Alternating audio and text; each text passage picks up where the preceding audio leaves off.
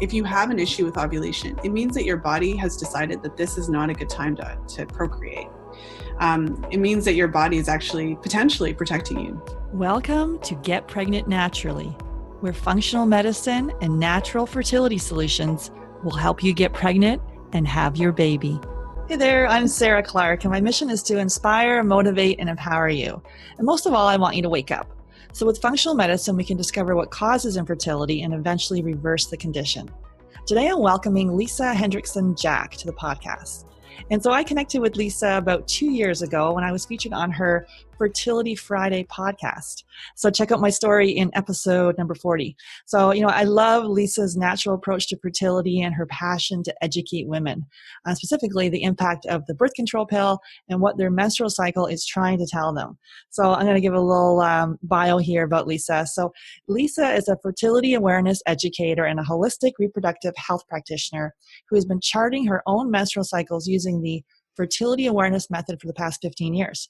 So she's passionate about helping women to develop body literacy by understanding their natural cycle. So Lisa struggled with excessively heavy and painful periods for years, and then she discovered the connection between health and fertility firsthand. So her personal experience of overcoming Hashimoto's diagnosis and uterine fibroids has influenced her practice immensely. So she created her weekly radio show, Fertility Friday podcast, so definitely check that out, to connect with women with a deeper understanding of how fertility and overall health are connected and intertwined with their menstrual cycle. The number one response from her listeners is always, why don't they teach this stuff when we were growing up? Yeah, definitely. Her mission is to share the message of body literacy with as many women as possible. So each week she conducts in-depth interviews with professionals who specialize in helping women to restore their fertility naturally. So check her out at fertilityfriday.com. So welcome to the podcast, Lisa. Thank you so much for having me, Sarah. I'm so excited to be here. Yeah, awesome. Can you share how you came to help people with using the fertility awareness method? Yeah, fertility awareness method when I was about 18 or 19 years old. So I was really, really young at the time. And in my case, because I had such painful, heavy periods when I was a teenager in high school and things, and I was really active. I played sports. I was on the track team and I was on the basketball team and all that. And so, kind of interfered with it was cramping my style. I didn't mean for the pun, but it came out.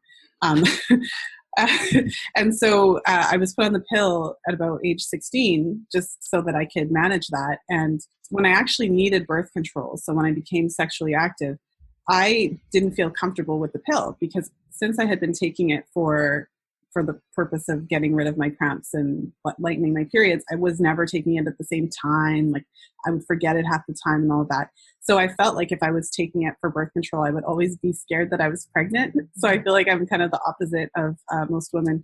And so I was looking for a different type of birth control. So initially I thought, okay, let me just use condoms. And then I discovered the fertility awareness method. And I was like, oh, wow. So it blew my mind because I realized that there's only a short window of fertility each month in your cycle. And so I have used that method to prevent pregnancy for the majority of my adult life. I do have 2 children that were excessively planned. So other than the 6 months, if you add it together, that I spent trying to conceive, other than that, I've always used it for birth control. So the reason that I do this work now is because when I got into my 30s and I started having kids, I realized that most of the women in my life, pretty much all of them, had no idea how their fertility worked. Mm-hmm. And I also saw a lot of women struggling with fertility. And I felt like here I am sitting on all this information. I know exactly what's happening in my cycle.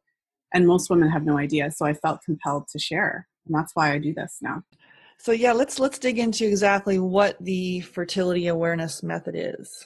Well, in a nutshell, the fertility awareness method allows you to identify which parts of your cycle you can get pregnant and which parts of your cycle that can't. The thing is that we're all taught, I imagine that all of the women listening were also taught that you can get pregnant on every single day of your cycle. Mm-hmm. So I remember being told that there were no safe days and all of the days you could get pregnant. And it turns out that there's only about 6 days of the cycle where you can actually get pregnant. The rest of the time you can't get pregnant. It's actually men that make the sperm all the time. They have the sperm every day. And so men are fertile all the time, but we are not. And basically the fertility awareness method allows you to monitor your fertile signs. So the 3 main signs are your cervical mucus, for a lot of women, they might, we're never taught about cervical mucus. And so a lot of women may have experienced it, but didn't know what it was. So if anyone's listening and they ever thought that they were getting like recurring yeast infections because they were always like wet and they always had this discharge for a certain period of time in their cycle. There's a lot of women who have ended up in their doctor's office every month and they keep getting like the tests are negative. And so but they still think that they have an infection. Or if you've ever had the experience where you're sure that you had your period, like you're sure that your period started because you felt that wetness and then you went to the bathroom and there was nothing there. So if you've ever had an experience like that, you've, interacted with your mucus, but you probably just didn't know the mucus. Mm-hmm. So you only produce mucus during your fertile window. Like you produce this mucus and it looks like, it can look like raw egg whites. It can look like creamy white hand lotion. It can feel quite wet. And when you're wiping yourself, when you go to the bathroom, it can feel quite slippery. And so you only produce that fluid as you approach ovulation. And so when you have that fluid is what allows the sperm to survive in your body for up to 5 days. And that is what makes you fertile. So that's the first sign of fertility that we would pay attention to. The second is your basal body temperature. So after you ovulate, your temperature actually increases in a measurable way that you can plot on a graph, that you can actually use your temperature to confirm that you've ovulated in your cycle. And then the third is cervical position. So your cervix actually changes position when you're in your fertile window, and then it changes position again after ovulation. And all of these changes are related to your hormone levels. So your rising levels of estrogen and progesterone throughout your cycle. So even though we weren't taught this, it's basic biology, it's scientifically validated, and it's not the rhythm method. It's something completely different. And any woman can learn it. And you can actually then, if you want to, use it as a method of birth control. The cervical mucus takes a little bit of, I guess, a couple cycles to figure out, right, to understand what it's telling. Can you dig into that a little bit for us? Yeah, well, I mean, with cervical mucus, from a very basic standpoint, if you see it, if you observe it, if you have it, you're fertile. And if you don't have it, you're not. But there's a difference between being generally aware of your body signs versus actually using a method of birth control. So with regards to fertility awareness, there are a lot of different resources, there are a lot of different organizations, and there's a lot of different methodologies for how to chart the mucus and how to check for it and how to interpret it so you can understand when you're fertile. So I think, the main thing, even if you never want to use this method as a birth control or anything like that, the basic knowledge every woman should have, and we can all have that general understanding of our mucus, I think. But in terms of using it for a method, yes, like you would have to take some time to learn how to chart it, how to check for it, and how to interpret it. There's different types of mucus. Like I mentioned, sometimes your mucus will look like raw egg whites, like it'll be really stretchy and clear, and you can actually like pick it up and like stretch it between your fingers. Sometimes it looks like creamy white hand lotions. If you think about putting some hand lotion between your fingers and rubbing it together, both of those types of mucus you can conceive if you have them. But then there's what happens when you start charting is you can start paying attention to other things. So I'll just give you an example, Sarah. I have a number of clients who, through charting their cycles, have identified that they have different, they have cervical infections or cervical dysplasia. And there are women who have been able to use charting to, identify early stages of cervical cancer so that they can, obviously that's a really big deal. Mm-hmm. So, in addition to mucus, there are other types of things that you might be observing, and that can make it a bit complicated, especially if you're just starting out. So it's really helpful to have some support if you actually really want to use this method as birth control and feel really confident in using it that way. Yeah, and then if they're trying to conceive, so you're sort of the ones that they're looking for stretchy, clear, or kind of that hand lotion consistency for. Yes. Yeah. What I didn't even mention. It's kind of gross, but. But what I didn't mention, Sarah, was how you can use it for conception. So for all the women who are listening to your podcast and who are wanting to know, okay, so then can I use this to help me conceive?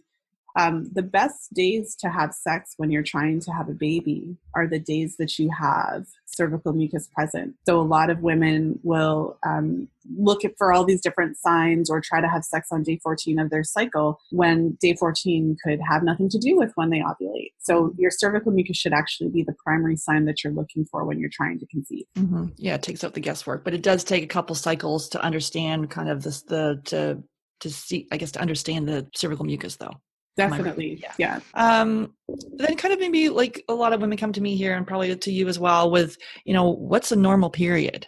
Yeah, I mean it's a big question. I think right off the bat, one of the first things that comes to mind is that we often think of our menstrual cycle as our period, and we're taught that our period is kind of the only thing that's going on. Mm-hmm. And so the first day of your menstrual cycle is the first day of your period, and so your menstrual cycle is all the days from the beginning of your period to the day before you start your next one. So that's just something in general. I'll tell you about what a normal period is. I just want to have that idea that it's your whole menstrual cycle that we want to look at. And in addition to your period, you can actually learn a lot from what a healthy menstrual cycle overall should look like. But in terms of a normal period lasts anywhere from about 3 to 7 days. That's the range, with an average of about 4 to 5 days. And you would expect the flow in a normal period to be red, a variant of red. Mm-hmm. So you can think of wine or brighter red, but we would expect it to be red. And then when your period begins, we would expect it to start. So if you think about your period like a sentence, like it begins. We don't just kind of trail into it. So it begins, and also there's a pattern of bleeding that would follow like a crescendo, decrescendo, meaning that your period we would expect it to start moderate to heavy and actually then gradually decrease. So starting moderate to heavy and then kind of gradually tapering off. So it would be normal then for during the first 2 to 3 days of your period for you to lose the majority of the blood that you're going to lose, meaning that those days are typically the heaviest. So days 1 through 3 is where you lose like 90% of your the total blood loss in your menses. And we would expect when you're like for your period to come to an end. So in the sentence example, like full stop. So you may have a day or two of kind of lighter bleeding as your flow tapers off, but we wouldn't expect it to trail on and on and on and have several days of post-menstrual bleeding, essentially post-menstrual spotting. Mm-hmm. And one of the questions I get the most is how much bleeding should I have? Like how much is normal? Right. And I think that often we think about periods. When we hear about periods, we think, okay, so it's a problem if it's really heavy, but we don't always have that awareness that it could be a problem if it's too light. So your average menstrual cycle falls somewhere between, say, 35 to 45 milliliters. On the really low end, we would expect the total bleeding to fall somewhere between between an ounce and, say, 5 ounces. Mm-hmm. So up to about 80 milliliters of bleeding is considered to be normal. Less than, say, 25 milliliters over the course of your whole period would be considered too light. Which is 2 to 3 ounces, I guess, is that? Yeah, like so if the whole time you have a period it's less than 1 ounce of bleeding, mm-hmm. then yeah, that would be a problem. And so the reason that they cut it off at 80 milliliters in terms of the top end is because if you do regularly have more than 80 milliliters of bleeding, you're more likely to have signs of anemia, like iron deficiency anemia, and it may also be related to a different condition. So for instance, like fibroids or adenomyosis or something like that. So if it's over 80 milliliters consistently, you may want to actually check that out. Yeah, I remember in my teens when my period started, it was going irregular and it was like really heavy. And then I'd literally like when it would come, I remember like having to put my head between my knees. I thought I was going to faint every month, just I guess losing so much blood. Well, and it's interesting because it makes sense to think, okay, if I'm losing all that blood, then I'm going to develop an iron deficiency. But what's interesting is that there's also an inverse relationship there. So if you are deficient in iron, you're more likely to bleed more. Yeah, vicious cycle. Yeah. And then I guess with some of the symptoms, because so many women are, when I had my period, horrible cramps and heavy bleeding. And I remember lying in bed going, what the heck's going on? But so what would be a quote unquote normal? That's such a good question because we're taught in a way that it's normal to have pain and to have painful cramps. Like that's just a part of being a woman and that's just how it is. And so although it's really common to have pain with menstruation, a lot of women do experience it, it is not normal. And when you do have excessive pain with menstruation, it is actually considered a problem and it can be an important indicator of an underlying condition. And so what's considered normal would be basically your period coming and going with very little fuss, minimal to no cramping. Um, so the challenge is that there's a lot of women that do experience some degree of pain with menstruation, and so it's really helpful to kind of quantify it. If you have to take an Advil or something, then if it's such that you can't go to work, if you like, you know what I mean, like if it interferes with your day, Mhm. but if you actually have to take pain medication for it, then that is not normal. It's very common, but it's not normal. Yeah, Um, a sign to look deeper. yeah, and it's with period pain. It's related often to inflammation, and it can have a lot to do with the way that we eat, like the foods that we consume, exposure to xenoestrogens. If we're cooking with olive oil, I mean, olive oil is actually not the worst. Olive oil can withstand some heat, but it does have a fairly low smoke point. Right. And so even if you're cooking with canola oil or other types of vegetable oils that have a low smoke point, when you're consuming those oils, often they're damaged. They can incorporate into your cells, leading to inflammation. And that can contribute to period pain. So there's a lot of different, it can also be related to nutrient deficiencies and different things. And then I guess on the other end, if a woman has excessively painful periods, it can be a sign that she may have endometriosis. And there was a study that came out showing that, on average, your North American woman may have signs of endometriosis and extremely painful periods for anywhere from 8 to 9 years before she ever receives a diagnosis. So it's really important as women for us to know and recognize that pain is not normal, because our practitioners aren't always taking it seriously and aren't always doing that investigative work to see if there could actually be a problem, an underlying issue. Yeah, and a lot of time it'll be like, oh, let's go on the pill instead of digging further into what exactly is the issue. I've had this with my daughter and her friend and a number of her friends as well, where they're having, there's period issues, and the first thing that the doctor does is put them on the birth control pill. Well, and in my case is exactly like that. And I mean, yeah, the pill took the pain away. But for me, what really got on my radar was that, sometimes I would just go off of it because I was a teenager and so I wasn't very consistent. And as soon as I went off of it, my periods would come back with a vengeance. That's right. And so I knew that it wasn't actually fixing anything. So I very much knew from a very early age, that this thing that I was taking wasn't actually doing anything.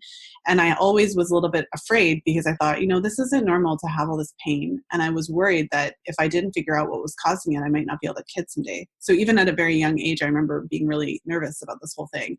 And that was part of the reason that I chose the path that I did. And so now, many years later, my periods come and go with no pain. And to put it into perspective for the women listening, when I used to have period pain, it was so bad that I couldn't do anything if I didn't take my Advil in that window. So if anyone who's listening has period pain, Sarah, you probably know about the window. Mm-hmm. If you don't take the drugs within like 20 minutes or 5-10 minutes of the pain starting, then your whole day is destroyed. And so, in fact, when I went into labor with my first son, I was in labor all day and I didn't even know because I was like, this can't be labor. My period pain is worse than this. So yeah, it was really, really, really bad. And I've spoken to a number of practitioners who look back and they say, I don't know, man, you may have had some early stages of endometriosis because the way you describe your pain is really bad. But I just want to give some hope. It is possible to manage period pain without drugs, but you may have to actually seek support from a trained practitioner who's knowledgeable in that field. Acupuncture has been shown to be extremely helpful in managing the pain of endometriosis and period pain in general, because those two things are not the same thing.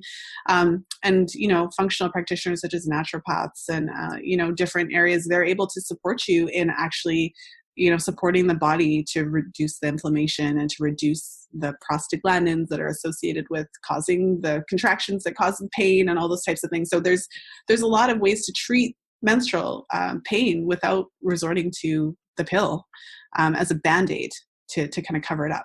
Yeah, and if you're trying to get pregnant, it's a sign that we use functional testing to look at, like looking at food sensitivity testing, using the Dutch hormone test, looking at your hormone levels, and then a lot of people we work with, we use stool testing, and parasites, fungal infections, bacterial infections comes back. So there's a reason